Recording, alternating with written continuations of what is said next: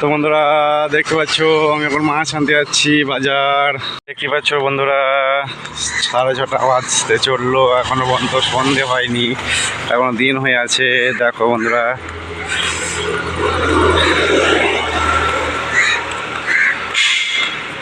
আর বাজারে চলে এসেছি বন্ধুরা। এই যে সামনে দেখতে পাচ্ছ এটাই বাজার, এটা ছোটোখাটো একটা বাজার।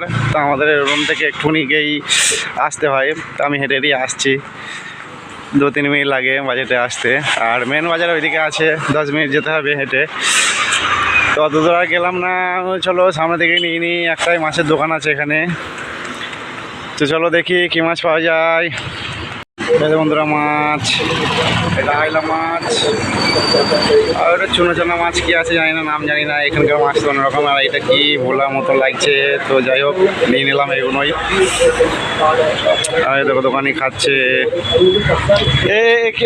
কে মাছি পেড়ে পেড়ে কোড়া কোড়া কোড়া।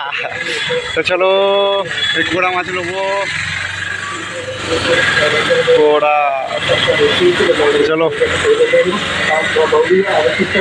এই তো বন্ধুরা মাছ নিয়ে চলে আসলাম।